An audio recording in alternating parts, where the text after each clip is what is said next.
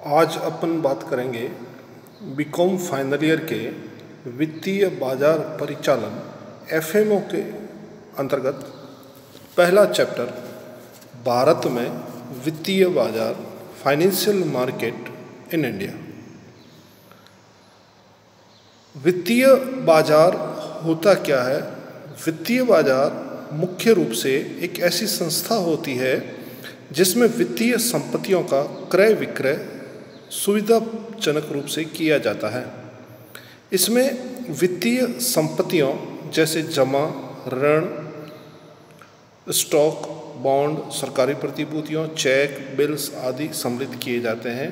वित्तीय बाजार में कार्य करने वाले दलाल, व्यापारिक बैंक, गैर बैंकिंग वित्तीय संस्थाएं, बैंक, म्यूचुअल फंड, कटौती, बट्टागृह, स्वीकृति गृह, केंद्रीय बैंक आदि सम्मिलित होते हैं। एक अन्य अर्थ में वित्तीय बाजार में यह बताया गया है कि जो वित्तीय दावे होते हैं जिसको अपन फाइनेंशियल क्लेम्स बोलते हैं और सेवाओं के क्रय विक्रय के लिए सुविधाएं उपलब्ध कराते हैं। अगर हम सरल शब्दों में बात करें तो मांग व पूर्ति पक्ष के भाग लेने वालों में कमीशन एजेंट, दलाल, वित्तीय संस्थाएं, व्यापारी, ऋण लेने वाली, ऋण देने वाली, बचतकर्ता, अन्य ऐसे व्यक्ति जो कानून, प्रस्विंदा, संप्रेषण आदि से जुड़े हुए होते हैं, वो सभी वित्तीय बाजार के अंग होते हैं। और दूसरे शब्दों में बात करें तो वित्तीय बाजार में वित्तीय उत्पादों का क्रय विक्रय होता है। वित्तीय उत्पाद क्या होते हैं? ये जितने भी प्रकार के म्यूचुअल फंड है, जितने भी प्रकार के व्यापारिक, गैर व्यापारिक स्वीकृति गृह आदि की क्रियाएं होती है, ये सब सम्मिलित की जाती है। तो वित्तीय बाजार वित्तीय उत्पादों का क्रय विक्रय होता है। मांग और पूर्ति पक्ष में पक्षकारों में वित्तीय संस्थाएं, दलाल, व्यापारिक और केंद्रीय बैंक वित्तीय मामलों से जुड़े हुए लोग इसमें सम्मिलित होते हैं। अध्ययन की सुविधा की दृष्टि से देखा जाए तो वित्तीय बाजार को कई वर्गों में बांटा गया है कि वित्तीय बाजार को विभिन्न वर्गों में बांट दिया गया। तो पहला वर्ग है प्राथमिक बाजार, द्वितीयक बाजार यानी प्राइमरी मार्केट और सेकेंडरी मार्केट। अब हमें यह समझना होगा प्राइमरी मार्केट यानी प्राथमिक बाजार क्या होता है और द्वितीयक बाजार यानी सेकेंडरी मार्केट या सहायक बाजार क्या होता है। प्राथमिक बाजार वह बाजार होता है जब कोई भी कंपनी जब पहली बार शेयर मार्केट में अपनी शेयर जारी करेगी, चाहे वो इक्विटी में करो, चाहे प्रेफरेंस में करो, चाहे डिबेंचर में करो, पहली बार जिस बाजार में वो जाएगी और अपनी कंपनी को लिस्टेड कराएगी यानी सरल शब्दों में सूचीयन कराएगी, तो पहली बार वो प्राथमिक बाजार में जाएगी।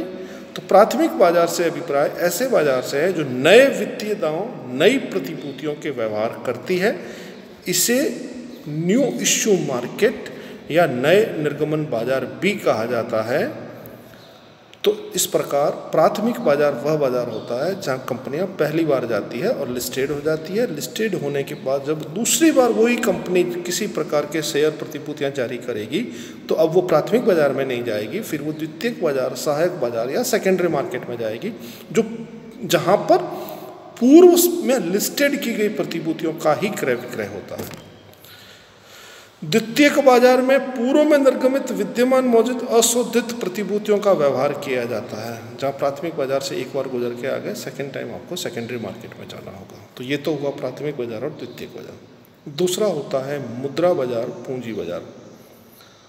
अब मुद्रा बाजार क्या होता है, पूंजी बाजार क्या होता है? तो जितने भी लेन देन अल्पकालीन होते हैं, जो अल्पकालीन वित्तीय परिसंपत्तियां, निर्गमित प्रतिभूतियों के व्यवहार होते हैं, उन सभी को मुद्रा बाजार बोलते हैं, जो शॉर्ट टर्म के लिए किए जाते हैं, यानी एक वर्ष के भीतर के लिए किया गया लेन देन जो भी होता है वो सारा का सारा मुद्रा बाजार में जाता है। और इससे अधिक अवधि के लिए होते हैं, 5 वर्ष की अवधि या उससे अधिक अवधि के लिए होते हैं। दीर्घकालीन जो भी व्यवहार होते हैं वो पूंजी बाजार में जाते हैं। तो दो चीज़ें और क्लियर हुई। फर्स्ट मुद्रा बाजार यानी money market, second capital market यानी पूंजी बाजार। मुद्रा बाजार में केवल वे प्रतिभूतियाँ जाती है जिनका टर्नओवर बहुत कम अवधि के लिए होता है, यानी अल्पकालीन जो होती है वो मुद्रा बाजार में, दीर्घकालीन होती है वो पूंजी बाजार में। क्लियर? तीसरा, इसका तीसरा वर्गीकरण किया गया संगठित बाजार और असंगठित बाजार। तो जब वित्तीय व्यवहार स्कंद विनिमय केंद्रों, व्यापारिक बैंकों, वित्तीय संस्थाओं, भारतीय जीवन बीमा निगम, सामान्य बीमा निगम, यूटीआई वित्तीय संस्थाओं के बीच एक निश्चित रीति रिवाज के बीच आपसी सहयोग और समन्वय के आधार पर किया जाता है, तो वो संगठित बाजार कहलाता है। संगठित वो होता है जो through by any reputed institute, किसी भी स्कंद विनिमय बाजार के माध्यम से, एलआईसी के माध्यम से, जीआईसी के माध्यम से, किसी भी म्यूचुअल फंड या व्यापारिक संस्थाओं या बैंक के माध्यम से किया जाता है, तो वो तो संगठित कहलाता है। और इसके विपरीत जब वित्तीय व्यवहार स्कंद विनिमय केंद्रों के बाहर से किए जाते हैं, जो किसी साहूकार के माध्यम से, महाजन के माध्यम से, देशी बैंकर्स के माध्यम से, तो वो असंगठित बाजार कहलाता है। तो संगठित वो जो किसी रेपुटेड इंस्टीट्यूट से किया गया हो, असंगठित वो जो रेपुटेड से नहीं करके किसी शेठ साहूकार महाजन से किया गया हो। ये तीन पूरा हुआ। चौथा है औपचारिक अनौपचारिक बाजार। जब किसी नियम, शर्त, विधान के अनुसार वित्तीय व्यवहार संपन्न होते हैं तो वो औपचारिक या विधिक बाजार कहलाते हैं, जिसमें कुछ शर्तें होती है, कुछ नियम होते हैं, कुछ विधान के अंतर्गत किया गया है। इसके विपरीत जब ऐसा कुछ नहीं होता है, किसी वैसे ही व्यवहार कर लिया गया, तो अनौपचारिक बाजार कहलाता है। औपचारिक वो जो किसी विधि के द्वारा किया गया, अनौपचारिक वो जिसमें किसी भी मेथड को फॉलो नहीं किया गया, बस सौदा कर लिया गया, वो अनौपचारिक बाजार कहलाता है। पांचवा है ऋण बाजार। जब ऋणदाता ऋणी को एक निश्चित अवधि के लिए ऋण उपलब्ध कराता है, बदले में उसे ब्याज और मूलधन की राशि प्राप्त होती है, तो वह ऋण बाजार कहलाता है। यानी आप उधार लोगे और वापस उधार ली गई राशि में ब्याज जोड़ के भुगतान करोगे, तो वो ऋण बाजार कहलाता है। छठा है वित्तीय सेवा बाजार। फाइनेंशियल सर्विस मार्केट में मुख्य रूप से व्यापारिक बैंक, शेयर दलाल, मर्चेंट बैंकर, कमीशन एजेंट, अभिगोपन संस्थाएं, वित्तीय संस्थाएं, वकील, कानून के विशेषज्ञ, संदेश वाहन, ये सभी सम्मिलित किए जाते हैं जो वित्तीय सेवाएं उपलब्ध कराते हैं। इस प्रकार से हम देखते हैं कि वित्तीय बाजार की संरचना कैसे की जाती है। तो वित्तीय बाजार की संरचना जो है वो दो प्रकार से की जाती है। नंबर एक असंगठित के रूप में, नंबर दो संगठित के रूप में। पहले ही बताया गया है, असंगठित वित्तीय बाजार का ढांचा वो होता है जब वित्तीय सौदे एक स्टॉक एक्सचेंज के बाहर किए जाते हैं, जो असंगठित हो गया। अढांचागत निर्मित केंद्रों से या अव्यवस्थित प्रबंध व्यवस्थाओं द्वारा केंद्रों में किए जाते हैं, जिसमें महाजन है, देशी बैंकर्स है, कोई ग्रामीण साहूकार है, तो ये सारा सारा असंगठित बाजार है। और ये व्यवहार जब किसी संस्था के माध्यम से किए जाते हैं, स्टॉक एक्सचेंज के माध्यम से किए जाते हैं, तो वो संगठित बाजार कहलाता है। तो बाजार के दो रूप, संगठित और असंगठित। तो थ्रू बाई स्टॉक एक्सचेंज संगठित बाजार, विदाउट स्टॉक एक्सचेंज असंगठित बाजार। अब जो संगठित बाजार होता है उसके वापस दो रूप किए गए हैं। असंगठित तो खत्म हो गया, जो शेयर मार्केट से बाहर हुआ वो असंगठित, उसका तो अब चैप्टर यहीं क्लोज हो गया। उसमें तो सेठ साहूकार महाजन आ गए। संगठित को आगे बढ़ाएंगे, तो संगठित बाजार को आगे बढ़ाएंगे तो संगठित बाजार को पुनः दो वर्गों में बांटा गया। पहला मुद्रा बाजार, दूसरा पूंजी बाजार। अब मुद्रा बाजार क्या होता है, मुद्रा बाजार के बारे में डिटेल में बात अपन यहाँ नहीं करेंगे, सिर्फ मुद्रा बाजार के परिचय के बारे में जानेंगे।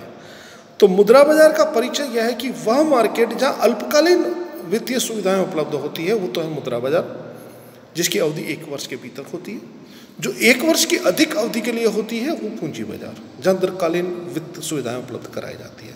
बाकी डिटेल आगे जाके इनके इंडिविजुअल चैप्टर आएंगे, पूरा मुद्रा बाजार का पूरा चैप्टर आएगा, पूंजी बाजार का पूरा चैप्टर आएगा, जहाँ अपन इसके बारे में डिस्कस में बात करेंगे।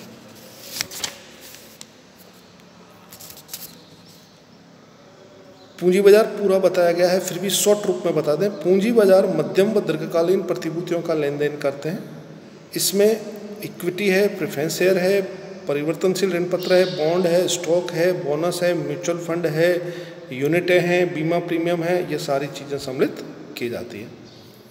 पूंजी बाजार में इंस्टीट्यूशंस जुड़े हुए होते हैं, जो पूंजी बाजार के खुद के इंस्टीट्यूशंस होते हैं, वो संस्थाएं हैं। IDBI, ICICI, IFCI, SIDBI, IRBI, गैर बैंकिंग संस्थाएं, मर्चेंट बैंकें, म्यूचुअल फंड, हाउसिंग बैंकिंग आदि, ये सब संस्थाएं इसमें सम्मिलित होती हैं। अब ये जो पूंजी बाजार होता है ये भी बेसिकली दो प्रकार का होता है। इसकी डिटेल अपन पूंजी बाजार का चैप्टर पढ़ेंगे तब आपको पूरा बताएंगे कि इसमें प्राथमिक बाजार क्या होता है, द्वितीयक बाजार क्या होता है, प्राथमिक बाजार में कौन कौन सी चीज़ें आती हैं, द्वितीयक बाजार में कौन कौन सी चीज़ें आती हैं। तो मोटा मोटी वित्तीय बाजार का ढांचा ये है जिसमें बाजार के वर्गीकरण किए गए, बाजार को समझाया गया अल्पकालीन दीर्घकालीन के रूप में, पूंजी बाजार मुद्रा बाजार के रूप में। इसी कंसर्न में आगे अपन बात करते हैं वित्तीय बाजार का महत्व बताइए। तो वित्तीय बाजार हमारे भारतीय अर्थव्यवस्था की महत्वपूर्ण धुरी है।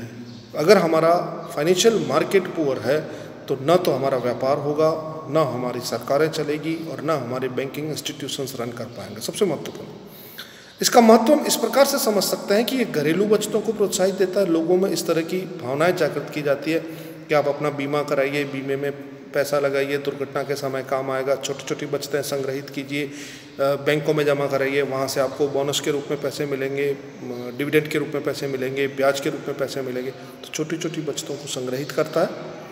ये बचतों को संग्रहित करने के साथ में बचतों को प्रोत्साहित भी करता है, लोगों के अंदर इस तरह की भावनाएं जनरेट करता है जिससे कि लोग बचतें इकट्ठा करें। फिर जो बचतें ये इंस्टीट्यूट जो इकट्ठी करते हैं ये राष्ट्र निर्माण में लगाते हैं, तो वापस उसको री इन्वेस्टमेंट करते हैं जिससे देश का भी भला हो और व्यक्ति विशेष का भी भला हो। ये गैर वित्तीय बैंकों में सहायता भी प्रदान करते हैं। मतलब कुछ तो वित्तीय संस्थाएं होती है, कुछ गैर वित्तीय संस्थाएं होती है, उसमें भी पैसा लगाते हैं। सरकार के सहयोग से कई दूसरे गैर वित्तीय संस्थाओं में भी पैसा समय समय पर लगाया जाता है।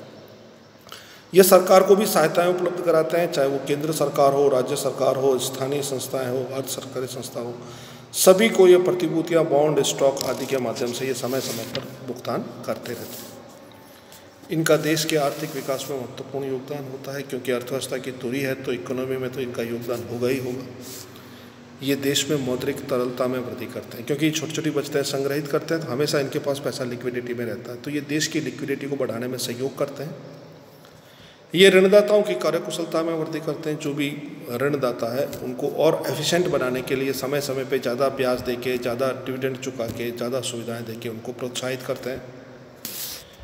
ये ऋण नीति का क्रियान्वयन करते हैं। गवर्नमेंट जो भी नीति बनाती है वो इन बाजार की सिचुएशंस के आधार पे रेट ऑफ इंटरेस्ट को घटाती बढ़ाती, डिपॉजिट्स को घटाती बढ़ाती है। ये रिजर्व बैंक की जो मॉनेटरी पॉलिसी है उसमें भी कई प्रकार की सहयोग प्रदान करता है। इस प्रकार से ये वित्तीय बाजार का महत्व था। अब अपन बात करेंगे वित्तीय बाजार में भाग लेने वाली संस्थाएं कौन कौन सी ऐसी संस्थाएं, पहले भी बात की जा चुकी है, फिर डिटेल में बात कर लेते हैं। तो वित्तीय संस्थाओं में भाग लेने वाली संस्थाएं दो प्रकार की होती है। एक वो संस्थाएं जो जमाएं स्वीकार करती है, एक वो संस्थाएं जो जमाएं देती है, वापस लोन के रूप में पैसा देती है। जो जमाएं स्वीकार करती है उसमें सबसे बड़ी व्यापारिक बैंक, देश की सबसे बड़ी व्यापारिक बैंक SBI है, व्यापारिक बैंक। फिर ये म्यूचुअल सेविंग बैंक होती है जो पारस्परिक बचत बैंक कहलाती है, छोटी छोटी संग्रह FD कराती है बैंकों के माध्यम से, पोस्ट ऑफिस के माध्यम से और किसी माध्यम से।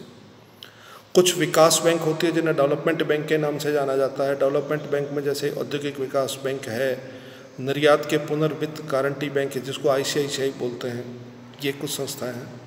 कुछ सहकारी बैंक हैं जिन्हें कोऑपरेटिव बैंक के नाम से जाना जाता है, ये भी छोटी छोटी बचतों को संग्रहित करके राष्ट्र निर्माण में भागीदार निभाते हैं।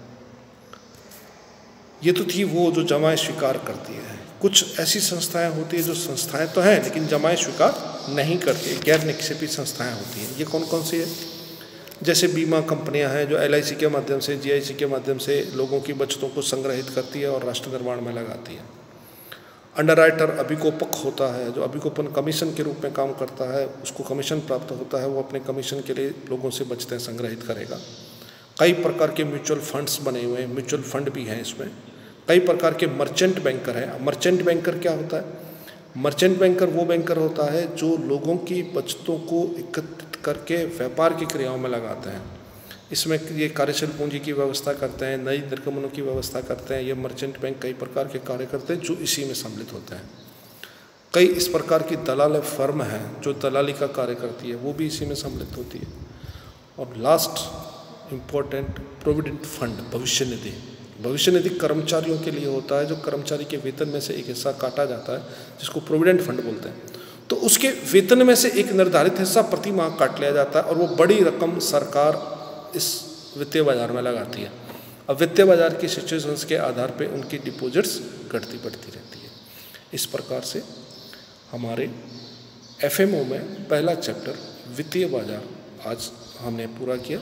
इस वित्तीय बाजार में हमने देखा प्राथमिक बाजार क्या होते हैं, द्वितीयक बाजार क्या होते हैं, हमने ये देखा मनी मार्केट क्या होता है, कैपिटल मार्केट क्या होता है, ये सब मिला के पूरा वित्तीय बाजार कहलाता है। अगले चैप्टर में हम अलग से बात करेंगे वित्तीय बाजार के बारे में, अलग से बात करेंगे हम मुद्रा बाजार के बारे में। धन्यवाद।